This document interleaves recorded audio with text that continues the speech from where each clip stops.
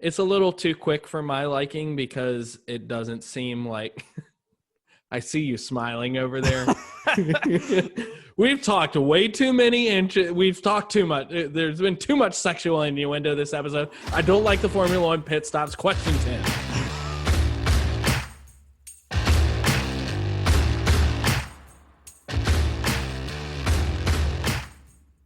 Welcome to Going In Tight. Coming out loose.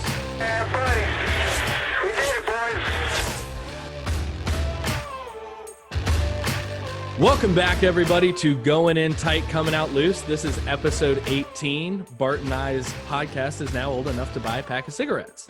So we're making it. Looks like Bart's already bought a couple. So we are going to start out this week, and we are going to rant and rave about Talladega. It sure gave us a lot to talk about. Bart, what do you have to rave about from the race at the Super Speedway? I mean, that was amazing. It gave you everything that you would ever want in a NASCAR race. If you didn't like that, then it's the wrong sport for you. Because I yelled, I screamed, jumped up and down. Like, that's what you want out of a NASCAR race. And I tend to always do that at Daytona and Talladega. Love super speedway racing. And that just gave me everything I ever wanted in a race, despite the finish, which we'll get to. What do you think about it? You know, I agree. I think it was such great racing. NASCAR has clearly figured out the restrictor plate racing. I think they do an incredible job at these tracks. And one thing that we saw in this race that I have to commend all these drivers that we have poo-pooed since we started this podcast, Quinn Half. They all were up and vying for a top 10 and a top 15. That just lets you know that there is a formula that can work to make every car competitive. And I don't know if it's, we tout Steve Phelps for what he does. I don't know if he's just found the right formula at super speedways. Road courses have been a lot better as well. So I don't know if he's just figured those out and made it so that everyone's competitive. We'll see here in the future if he's able to figure out some of these intermediate tracks. Well, if you have enough wrecks, you're bound to do well. But yeah. But up here in the top 20, like that's not just lucking out from everyone in the wreck for the most part. Ty Dillon, third, was one that's pretty impressive. And he does consistently well at super speedway. John Hunter Nemechek in the top 10, Brennan Poole, Ryan Preece, Justin Haley, rounding out the top 11. Timmy Hill in 15th position. Joey Gay, 17th. Cody Ware, 19th. Cody Ware did better than Kevin Harvick. How about that one? Yeah, that's a big one. Where'd our boy Quinn Half finish? Where is Quinn Half? Oh, he is number 30. I just naturally scan over his name. 13th. Congrats, Quinn. I mean, that's a solid finish. But that just goes to tell you, like, all those names aren't the ones that you hear being interviewed on the track afterwards. They're usually the guy that you hear has, blown a tapered spacer, it's fallen out, or their radiator's gone out. Something has happened to the car because they're running old parts. They're running the same parts every other week. So I really have to rave about the quality of the competition that NASCAR put on the super speedways this year. We're not going to see another one. So, I'm impressed with what they've put on. Do you have anything that you were pissed off about during this race? Anything you want to rant about? Well, first of all, broken record, the race was 5 hours long. It was so long that NBC had to move it over to NBC SN, and everyone got mad about that because they don't understand how broadcasting works. And they're like, wow, it's just the local news. Why do they have to change it? Football in America was coming on NBC. They're not going to let NASCAR continue to broadcast for 7 hours while they have that coming up. So that's why that happened. Does it need to be 500 miles long? I don't think so. I mean, it seems like over that 500 miles, we had so many cautions. And you made the comment last week, cautions breed cautions. And that statement played over and over in my head, as it seemed like some of the beginnings of these Xfinity series or truck races that we've had, where there's no practice and you're like, oh, they've got to figure it out. There's going to be some wrecks at the beginning. It was the whole race. So it just seemed like it was lagging along. Yeah, there was some crazy wrecks that really brought out some crazy cautions. It wasn't like, where's that debris at NASCAR? It was legitimate, crazy, aggressive, hardcore racing because people are getting down to the wire here, a lot of these playoff drivers, and they want to move on to the next round. So there's a lot of desperation in these drivers and a lot of cautions that came out of that, along with drivers who don't often have a chance. And so we saw Bubba Wallace get up there and really have a chance at contending and just kind of made a dumb move right there at the end and cause a wreck. Man, there was some crazy wrecks. I know that people don't really care for getting hyped up about wrecks. It's kind of like liking Monster Jam or demolition derbies. Right.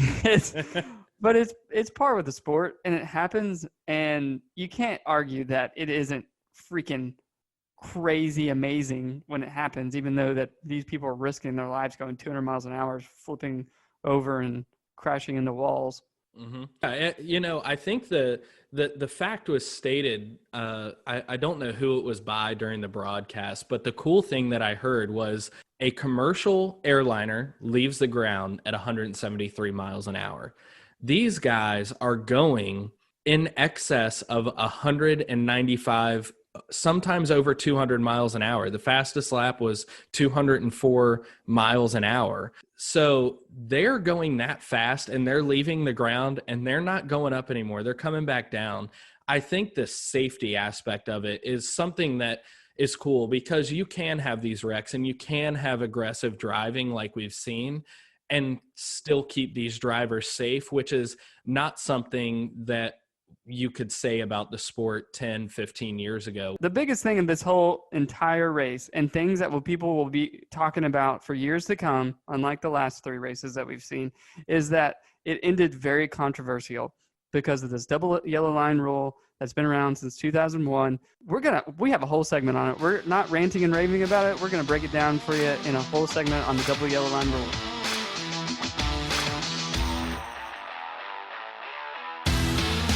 So the talk of the town is the fact that the ending of this race at Talladega was wild. And it wasn't even because it was a photo finish. It was the fact that this double yellow line rule had popped in and several drivers were penalized in the outcome of the race. Debatably, for instance, I've got a contractor working on my floors here at the house. He came down in the basement, sees the NASCAR dungeon, wants to talk about NASCAR. And so we're chatting about it. He used to like it, but he doesn't watch it anymore because it has a ton of rules. And I agree with that to a certain degree. There are a ton of rules, but I don't think it's necessarily the fact that it has a ton of rules because NFL has a ton of rules. Yeah. Yeah. And I that makes sense. And the NFL, I think one of the things that we're starting to see is that there is an emphasis, and you're going to talk about this later in why this rule was implemented, but there is an emphasis on rules and there's an emphasis on rules that help implement safety. And so I agree that there are a lot of rules in all these sports, but when it comes down to whether a player was bending his knees and he got hit in the helmet and he changed his level of position, and that is very subjective. When you're talking about things as small as, and we talked about it when we started this podcast, not everybody that's a NASCAR fan is a car person. So when you're talking about a loose lug nut, when you're talking about a spoiler that is an inch too high or an inch too low, you're talking about exactly a hand over the wall or a loose tire because it touched the line in front. I mean, there's so many little rules that people can't grasp because they don't understand the intricacies of the sport. And I think that's where the NFL is losing fans. I think that is where NASCAR is also losing fans, but safety seems to be at the base of all of it. So Bart, why in 2001 did we get this rule? Yeah. So a lot of these rules, while rules are needed, I think they're just kind of compounding over the years. And so you get to the point where a lot of safety rules started back in the late 80s into the 90s. And now we're here in 2020 and we have a ton of rules. And every year more rules come about. And some of them good, some of them for a purpose, but some of them, like you're talking, the lug nuts and the hand over the wall and all these ridiculous things that don't matter in the normal fan's eyes, just keep compounding. So this rule, it started in 2001, and really it was dangerous at super speedways because they're going so much faster than they are at other racetracks, and you're running in packs. So if one person wrecks, everyone wrecks. It's very dangerous, and especially it was dangerous back in the 90s where the Earnhardt bar wasn't there, the Newman bar wasn't there. All these safety advancements they made on the roll cage, or even interior in the Hans device and all the stuff they done with the seat, that wasn't there. So it was really important that they figure out a way to stop so many really brutal wrecks happening at super speedways. So people, especially at the end of the race, would get either pushed down or try to go down below the yellow line onto the apron to pass somebody. But when they did that, they're going from a banked portion of the track to a flat track while going in excess of 190 miles an hour. So it's a recipe for disaster, and it often was. So a point happened where they started this double yellow line rule. So that's how it came about, and it has been no stranger to controversy. And the reason, in my opinion, why that is because it's subjective and it is inconsistent. That's what fires me up about it the most, and so irritated about the finish on Sunday, is that I feel like some people won and some people lost, and it wasn't consistent at all. I watched a lot of different news on this, and some people agree with the way NASCAR did it and say they got it right. They were consistent the whole day. I don't really see it that way. Well, in my opinion, and I told you this right after the race, I don't know how they came to this decision so fast. We saw in the Kentucky Derby a year ago, they took like 20 extra minutes, 20 or 30 extra minutes. We've already been here for 5 hours, people. 30 minutes isn't going to kill us for you all to analyze the situation and make a decision. So they did that for the Kentucky Derby, which is a lot like there's a lot of nitpicky rules in horse racing, just as there are in NASCAR. And we see them take a ton of time because of the amount of money there is on the line in these races. And this is a race where there are a lot of people vying for championship status and to get to the next round, to get to the round of 8, to get to the round of 4. And it seems like NASCAR just made a knee-jerk reaction off of something that it needed a lot of review, and it just doesn't seem like it got that. And there are some instances where you have pointed out, before we dive deeper into this, I want you to point out some of the instances where we've had wins overturned, some people who have gained or lost position because of this, because there's a lot of them out there with this double yellow line rule in just the 19 years we've had it. Yeah, tons of drivers stripped of position over the years. Some big drivers, Tony Stewart, Kenny Wallace, Sterling Marlin, Mike Skinner, Carl Edwards, Jamie McMurray, all stripped of different positions. But even wins overturned, like we saw this past weekend. So that's happened to Denny Hamlin before. It happened to Johnny Sauter, but most recently, I remember Justin Haley, the Xfinity race. He did not win that because he went below the double yellow line. And then the most ridiculous one of them all, to this day, everyone, especially on NASCAR Twitter, will say Regan Smith won that race over Tony Stewart. And if you go back and look at this race and you look at Regan Smith passing Tony Stewart, it was the same thing, the same exact thing. And that's exactly what's going on here. It's not the fact that they have rules, is they have inconsistent rules.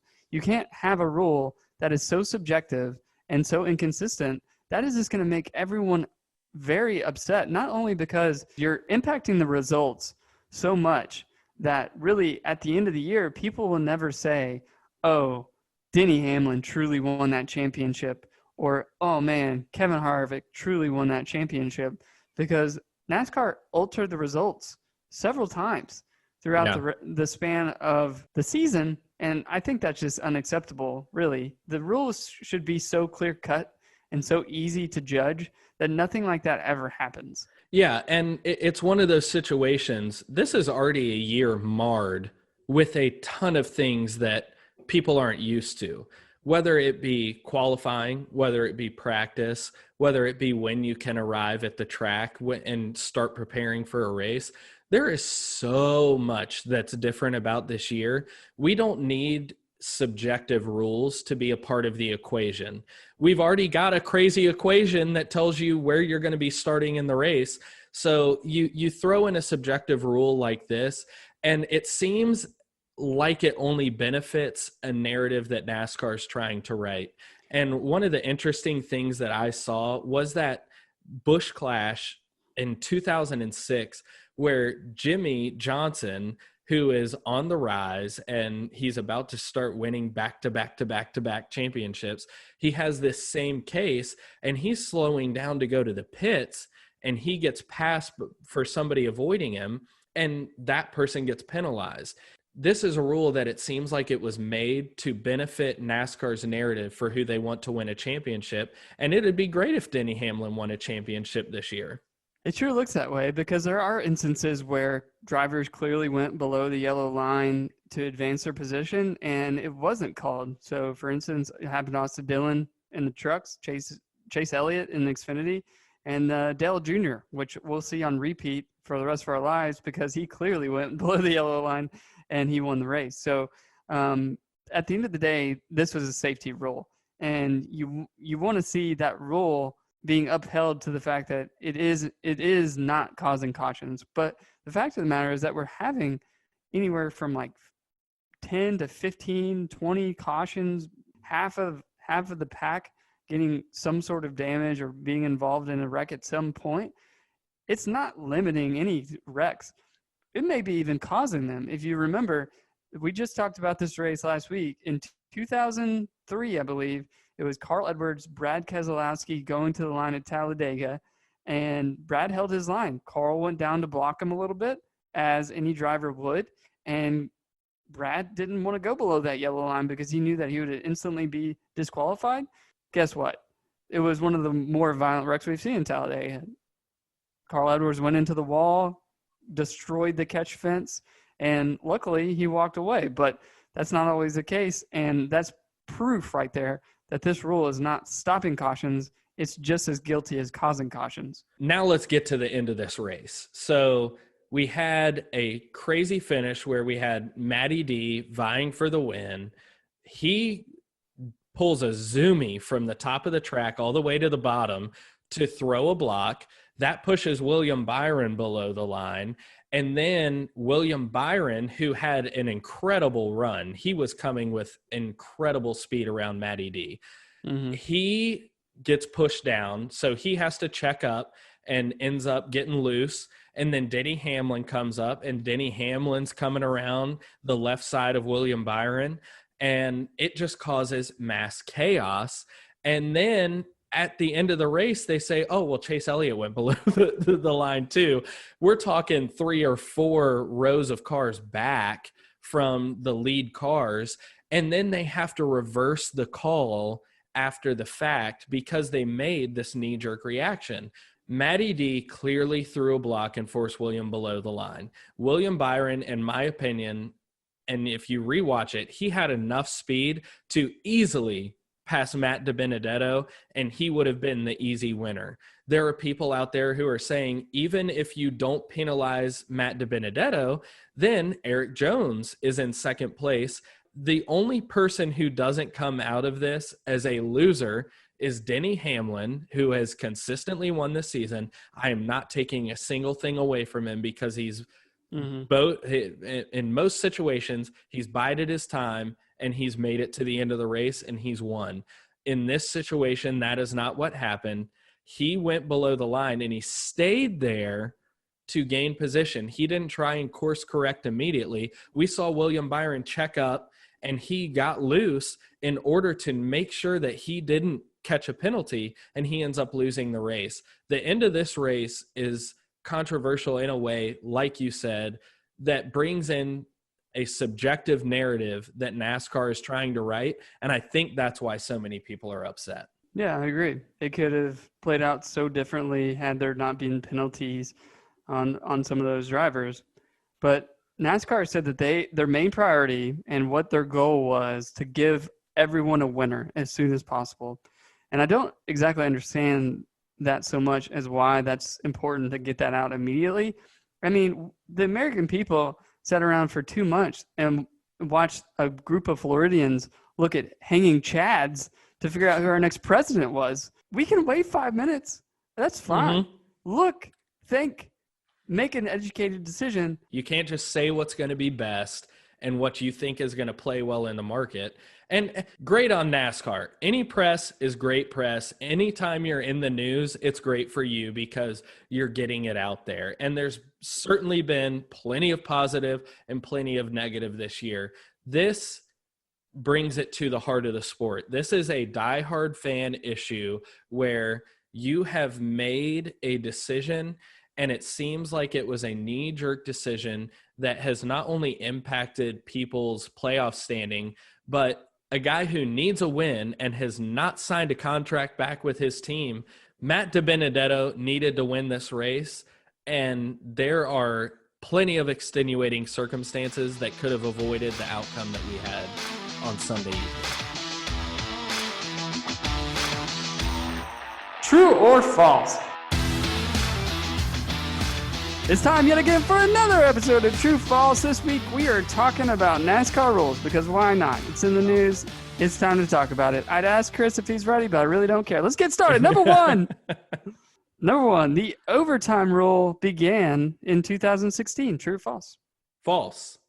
It is true. It began in 2016. Really? Yeah, before that, they were just ending that thing under caution. Can you believe that? Like, how unexciting was that? I remember we said they were ending under caution at one point, but I mean, I would have thought they'd have figured that out sooner than that. But yeah, all right. 2016. That's crazy. A lot of people don't like the overtime rule because you just do it over and over and over.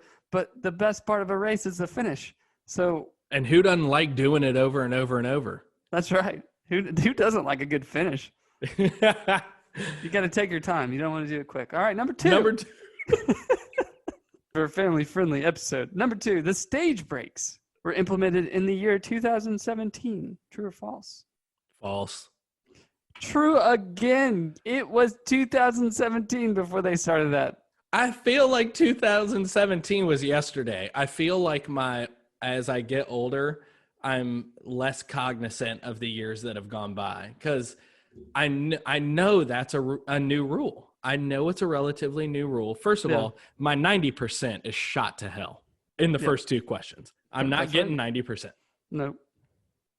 But I feel like 2017 is a long time ago. Well, it was because this year has been 10 years easily. Yeah, at least. Okay, moving on. Let me regroup. All right. Well, if you didn't like those two, you'll love this one. The roof hatch is not mandatory at super speedways, and it is up to the team's discretion on whether they would like to include it in the car. That is false. It is false. All the teams have to have the roof hatch at super speedways, obviously, because it's very dangerous. You want to pop out of that thing. But you don't have to have it at intermediates and short tracks and road courses. You don't have to put it on there. It's at your discretion. Yeah, didn't know that one, did you? I didn't know all of that nonsense behind it. It just seems like when you're going 200 miles an hour, you need you need option B. Well, we don't know that because we don't know the rule book. And when I was looking this up, I couldn't get access to the rule book. You had to have a login for that on NASCAR's website. Well, I can tell you, going in tight, coming out loose, application is coming, NASCAR. So if you're listening, we're getting that rule book. Excuse me, NASCAR. I would like to read this for trivia purposes. Number 4, Cup drivers are not allowed to race in a playoff race in the Truck Series. True or false?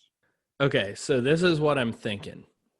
I know the rules changed this year to where Cup drivers could only race a certain amount of races in a lower series. I don't know. I know they couldn't vie for a playoff position in a lower series, but does that mean they can't race in a playoff race? I'm going to say true. It is true. That makes sense. Yeah. So Cup drivers with more than 4 years of experience cannot race in the Truck Series playoffs. If you have less experience than that, say Christopher Bell wants to go over and race a truck playoff race, he can. However, he would have to switch to the truck's points.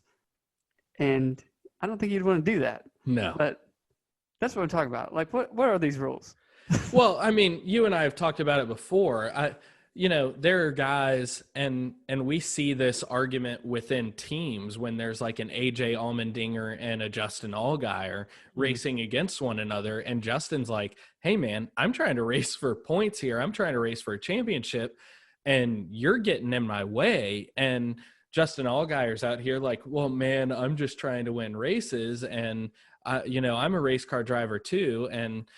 But it's one of those situations like we were talking about. You don't want Kyle Busch coming down and being aggressive, trying to win a race, trying to pad his stats and impacting a driver in one of those lower series, just like Kyle Busch wouldn't want a driver in a lower series coming up and impacting his playoff run. That's a fair point right there. Yeah, I mean, if that's the rule, then let's reverse it as well. And let's say none of these Xfinity drivers can come up and race in a cup playoff race and impact the drivers who are in the championship hunt in the cup playoffs. That'd be hard to kind of regulate. I think it would be like no non-sanctioned team races starting in the playoffs.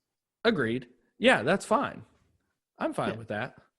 Which would be Timmy Hill and Daniel Suarez for the most part. Yeah. I mean, look, I have relegated myself to the point where I know we're not getting rid of Quinn Houff no matter how hard we try.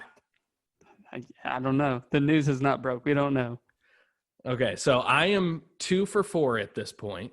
On to question 5. Yeah, let's do it. Number 5, when a car is involved in a caution and has damage, the crew is on the clock for 3 minutes to repair or else they are eliminated from the race. False. It is. Why do you think it's false? Because it's 6 minutes. Yeah, it is. Oh, boy. God. Oh, man, that got my NASCAR juices flowing. I got to get tricky with these because you keep getting hard questions right. So now I'm just getting very intricate with the questions. Yes. Yeah. All right, number 6. Teams were limited to 7 sets of tires at this week's Talladega race. True. Or false? True. It was true. Do you know that, or are you just guessing?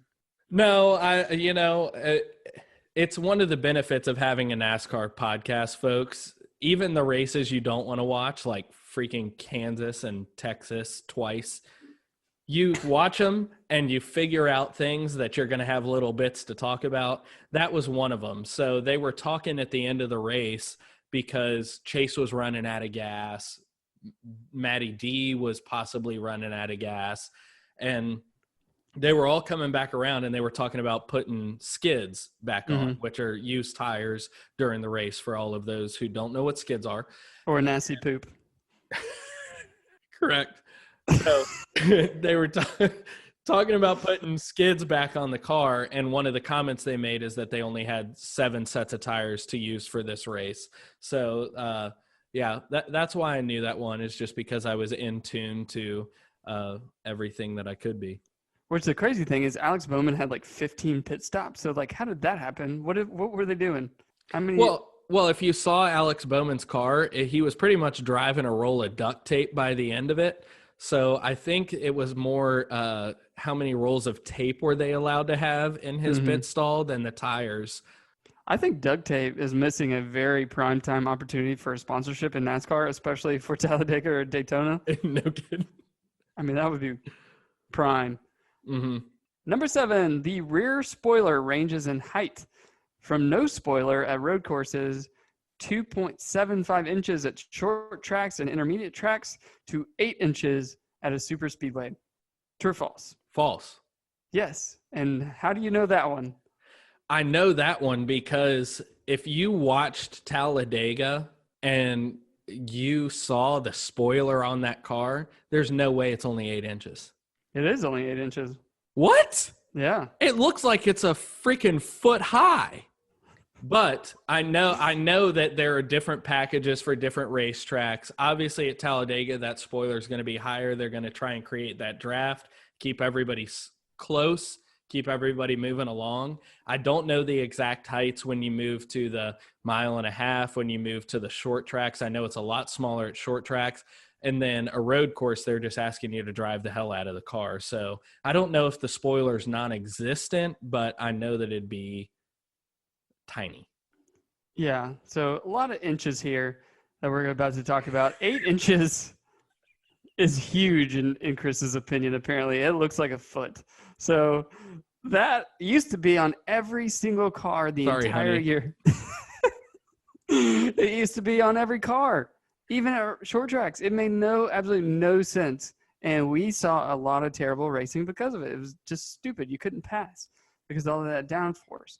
And so this year, actually, they said it's going to be 8 inches at super speedways, but 2.75 inches at short tracks and intermediates along with road courses. So road courses are also, I was trying to trick you there, but the 8 inches really got you. Me. Yeah, 8 inches will get anybody. That's right. Question 8. Teams are limited to 150 hours in the wind tunnel testing each year. True or false? That is 100% true. And what year did that start? Okay, this is true, false. This isn't ask me your 2-part question. If you're going to confidently answer, you have to confidently give me a correct answer behind your answer. I don't want to answer your follow-up. I want to answer why I understand. Well, everybody knows why. You know that. Everybody saw that. Okay, well, I don't know. I don't know when that started. I'm going to say it started in 2018. It started this year. So before, teams had unlimited wind tunnel testing. I don't know if there's just one wind tunnel that are like, hey, you guys open today? Like the driving range? Can't be. Like, I got to go down and practice. Is that how that works? There's this one wind tunnel in Charlotte? Or does all these teams have their own wind tunnels? Like, because that would be so much fun to work for Hendrick and just be like floating out there in the wind tunnel, like like the skydiving machines. Oh, but, yeah. I don't know how it works, but yeah. Anyway, Hendrick went over by like 4 hours, and they got penalized $150,000 or something ridiculous. Talk about lots of money. rules. Yeah, they got fined lots of money. In our book, he probably just wrote the check and walked away, and they also got fined some wind tunnel hours. Mm-hmm. So we know aerodynamics play a huge role. Fox and NBC both do a really good job of showing you when these cars get beside one another, the turbulence, that side drafting, what having, debris on your grill can do. We see a lot of that stuff. So I understand how it can be important. I don't understand why somebody getting 4 extra hours in it. Why don't you just say, okay, everybody else gets 4 extra hours in the wind tunnel? Unless there is only one wind tunnel. And the 48, Jimmy Johnson was like, I'm retiring, so screw everybody else. Yeah. Starcom was like, we have been trying to book this for 8 weeks, and Hendrick will not get out of it. We have to have rules. It's like rules. booking a conference room at the office. Yeah. Like, did you guys put this on the schedule? Because I don't see it. I put this meeting on here 7 weeks ago. Number 9, 5 crew members are allowed over the wall during a pit stop. True or false? True. That is true. It is indeed true. 5 people over the wall. Imagine if it was like F1. There was like 400 people over that wall and at any waiting. given time. And waiting. And they're on these comfy chairs beforehand, watching the race, rooting for their driver. And then they march out and they have a pit stop in less than 2 seconds. Yeah. So if you all haven't watched Formula One Drive to Survive on Netflix, this is one thing that Bart and I have talked about that NASCAR needs to do. They need to do a deep look inside what NASCAR has to offer. These pit stops that Formula One does are just absolutely insane. It's a little too quick for my liking because it doesn't seem like I see you smiling over there.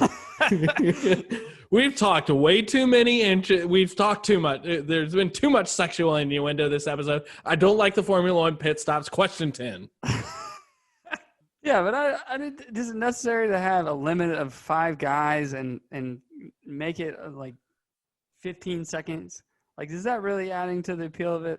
These guys are athletes. That's apparent. but I don't know if that's necessary. Anyway, moving on. Number 10, final question. The next-gen car will be debuted in the year 2021. True or false? False. Right. Man. COVID ruins everything. So did you get 80%? Is that right? I got 80% this round. I've gone 80, 80, 70, 80. I didn't get my 90. That's what I wanted. I'm still disappointed. You got easily the easiest questions wrong. Well, nobody ever blamed me for being the smartest person in the room. Well, I don't know. When I did this, I got stuff I knew for a fact wrong, and I don't even know how that was. It was embarrassing. So that's pretty impressive. I'm just going to start devoting way more time to this than it's not going to end well. All right, until next time, this has been True or False. True or false? Well, folks, if you had the luck that I did in fantasy, you ended up with about 56 points, and you were worse than people who didn't even set a lineup in your league. I had everybody wreck out other than Austin Dillon, and luckily I got some stage points from some other folks and was able to rack up my solid 56 points, which puts me no closer to winning any amount of money. Bart, I need you to tell me when I get to the Roval, who do I need to have in my lineup so that you finally pay me in one of these pools that we're in? Well, I'll tell you, Talladega is hard. Myself, I had Chase Elliott to the end, and Joey Logano was hanging in there for quite a while, but I think I ended up with about 100 points and in sixth place. So it wasn't good for me, and I'm scratching my head on how some of these guys got like 200 points this week. And it's really like we know better. Like there's gonna be a lot of wrecks, and it's gonna involve a lot of good people. So why not bet on the Chris Buschers? Why not bet on the Ty Dillons at these races? I don't know why I don't. I should have. I think I bet too low. I think I went too low. Oh, too low. Ty Dillons and the Chris Buschers, and then I went like below that, thinking somebody's gonna crack off a top 10. I mean, dude, my whole lineup. Who's below that? I had Stenhouse, who wrecked on the first lap. Yep, I had that. I had Stenhouse. I had Eric Almirola. I had Clint Boyer, who was trying to touch Jimmy's butt the whole time.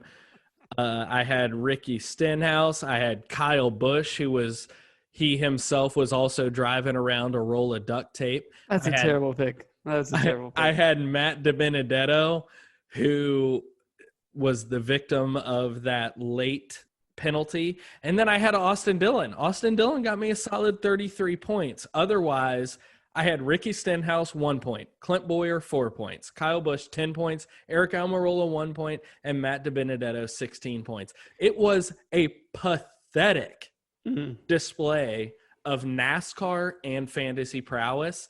I'm really, really upset about it. And dude, this is the thing. This lets you know how crazy NASCAR fantasy can be. In that, 2 of the top 3 are guys who just started back into watching NASCAR or are new fans this year in our league that decided to throw $50 at it. And those are two of the top 3 are guys who are new guys to it. So play NASCAR fantasy, watch NASCAR. This is why you all should be a part of it. It's fun. You don't have to be a lifelong fan to enjoy watching these races or be a part of fantasy. But Bart, you got to tell me who I have to have in the Roval, because I need to at least have a shot at this money. Well, I'm going to try. So the only problem with the Roval, it's only been around 2 years. So we only have 2 years worth of races. We only go there once a year. But at this point, we got more than we did at Daytona Road Course this past year. So my top picks are Clint Boyer, actually does wildly consistently well here. Chase Elliott has won here. Ryan Blaney has won here. He would not have won if Jimmy Johnson and Truex hadn't spun out 1-2. So Truex is a guy that you're definitely going to want to put on your list here. Joey Logano and Alex Bowman also always do well here. Won it 2 times. Those are my top picks. Good picks: Brad Keselowski, Denny Hamlin, Kevin Harvick, William Byron. No conservative picks. You mean Jimmy Johnson created a wreck? Yeah, that was the last playoff race he'll ever race in. And that was And that was upsetting because he was going for the win against Truex. I remember that. Our buddy Caleb was there and said it was just absolutely nuts. But, you know, he had one of those, you got to stop and let everybody pass you before you get going again. So that was upsetting. Our other buddy actually was there as well. He's a big Ryan Blaney fan. Oh, yeah. And he, this is on YouTube. He flipped out. He lost his mind, yelling, screaming. He'd never seen his driver won in person, especially that wild of a finish. Like, that had to be wild.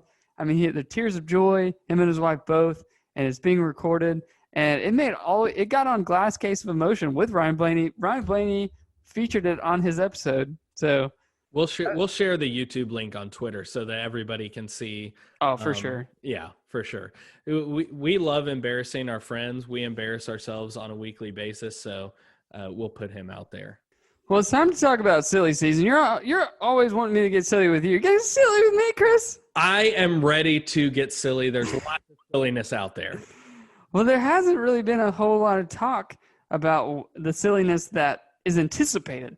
Mm-hmm. The deadline for Matt DiBenedetto's contract was last Wednesday, and here it is. What day is it? Monday?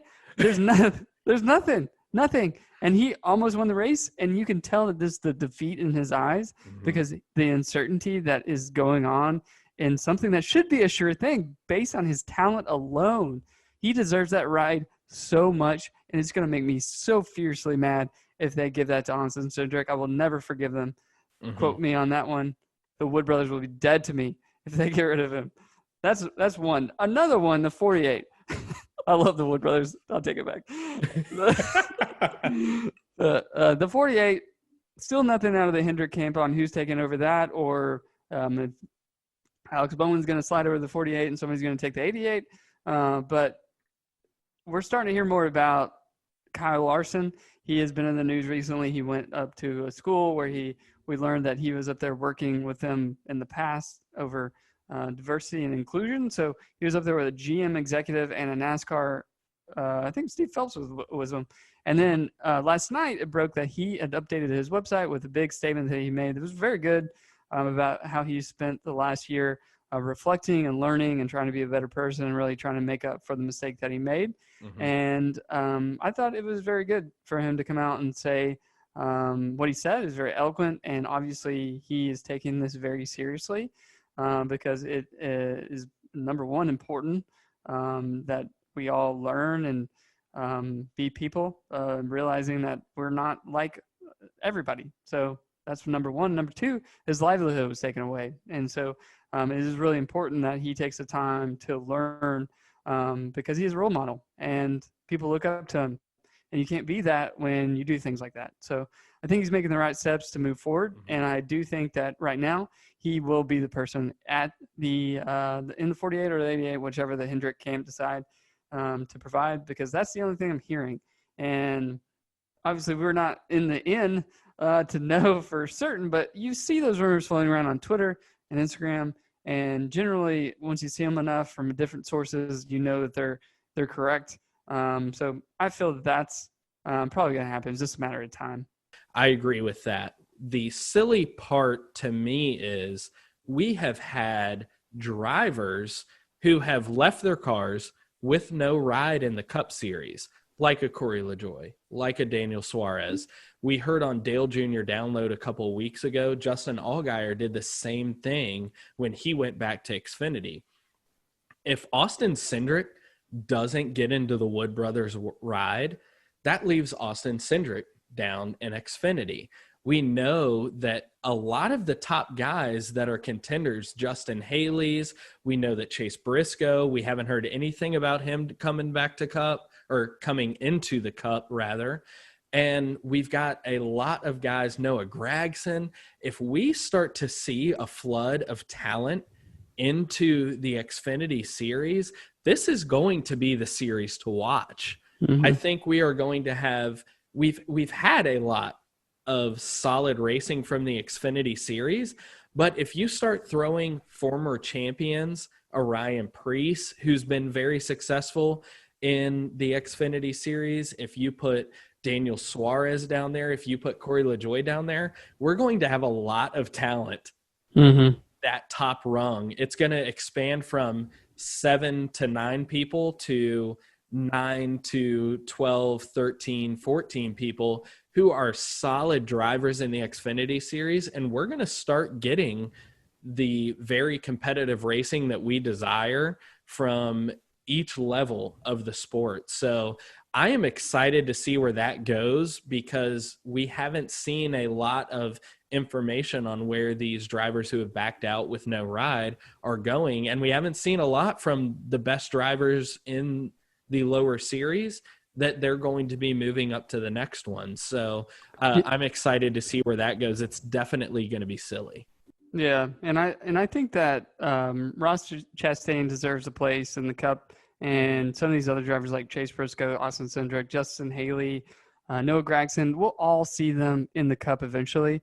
And one thing that I hate to see is that when a driver has so much initial success or success after 1 or 2 years in the Xfinity series and they're rushed to the Cup because they are Cup material, they're going to win championships, because it's kind of a risk that some team owners want to take because it happened in the past. Some good drivers like Jeff Gordon plucked out of the lower series, Jimmy Johnson plucked out of the lower series. They just started immediately having success. But what I hate to see is some of these drivers going backwards. Like Daniel Hemrick made it up to the Cup Series. He lost his ride with RCR and had to go back. Really, Daniel Suarez should have gone backwards because he's not doing much in the 96. Really, it was all about his sponsorship, and Toyota and Coca-Cola wanted him to stay in the Cup.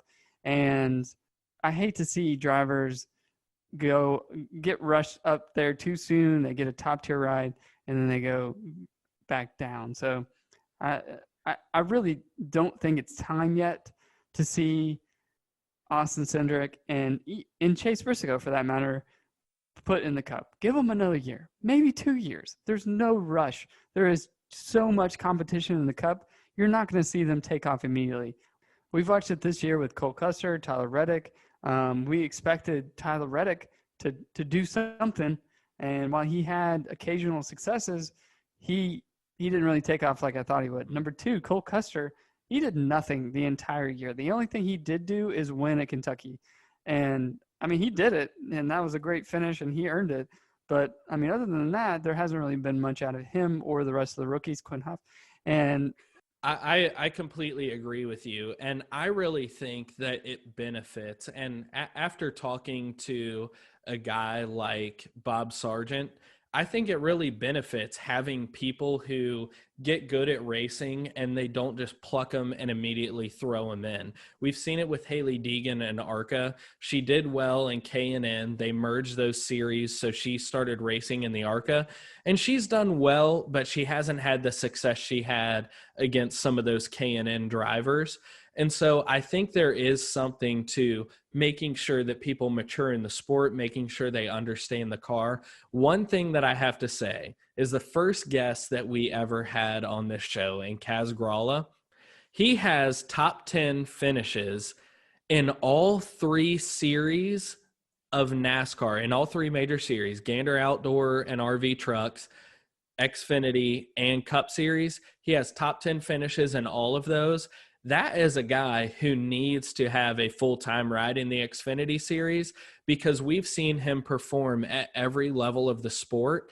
And we saw him perform at a super speedway in a truck. We saw him perform at a road course and in an oval in the Xfinity series. And we saw him perform against Cup drivers on the road course at Daytona.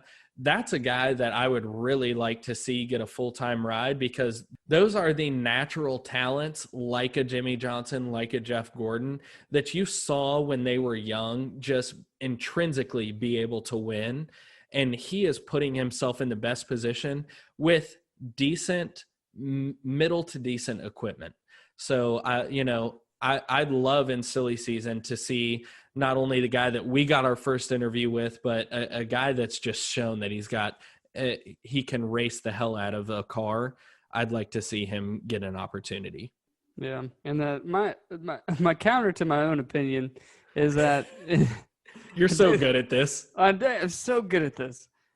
Is that the cars actually are very different, Xfinity to Cup. The Cup have way more horsepower and are just set up differently. So you see a somewhat good driver in Xfinity or even trucks, and then they go to Cup, and it takes them 5 years to get to know the car. It just takes a long time for them to adapt.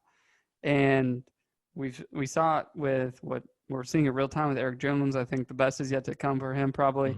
And then Joey Logano also, it took him years to really start succeeding in Cup, and now he's won a championship and also probably will win maybe a couple more.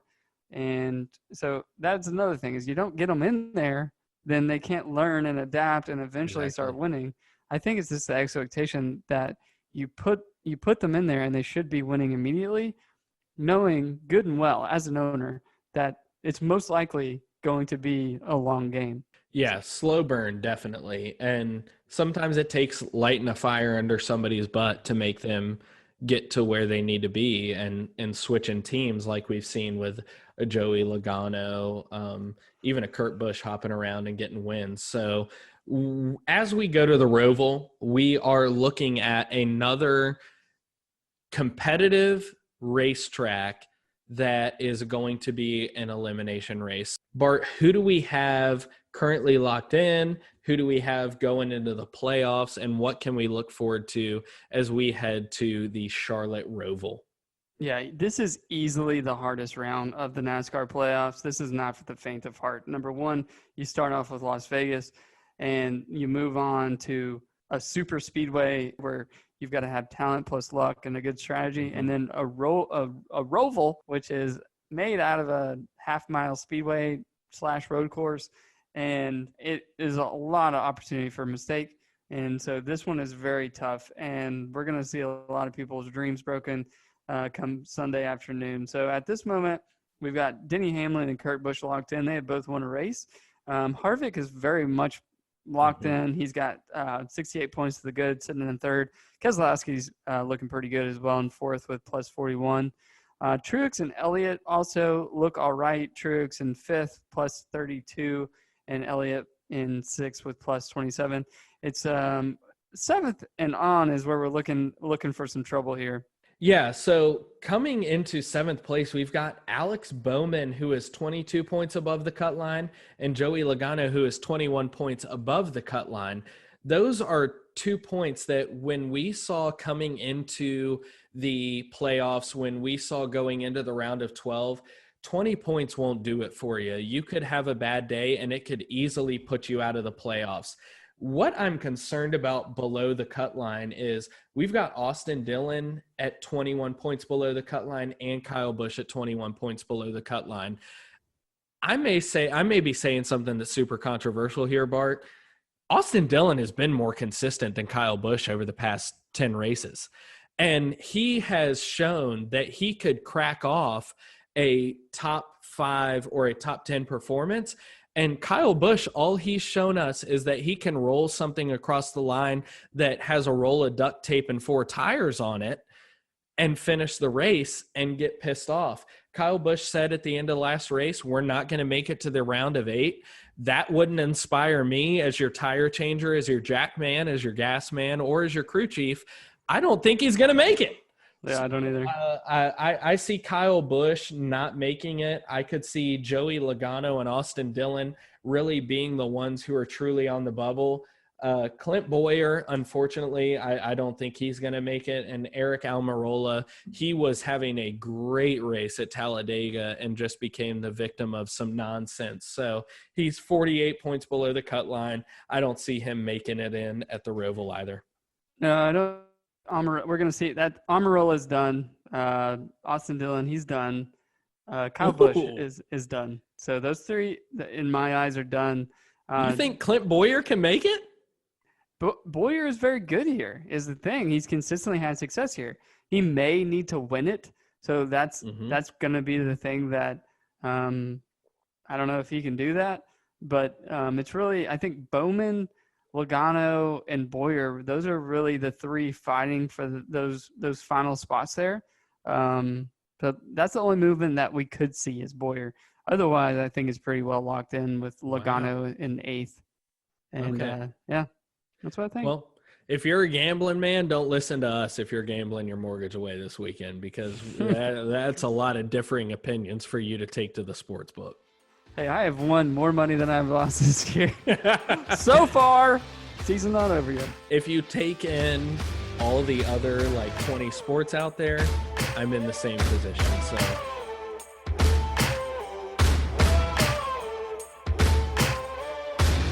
we appreciate you all, as always, listening to episode 18 of Going In Tight, Coming Out Loose. We're young, but we're going to keep delivering it to you guys as long as you subscribe, rate, and review us on Apple. Follow us on Spotify, or reach out to us on Anchor. That's where we host our podcast, and you can review us, send us a message there. Let us know we're doing a good job for you guys. If you want to find our content, our past episodes, any of our fantasy forecasts that we're putting out, you can find us on goingintightpodcast.com, and we will look forward to talking to you all next week. Peace.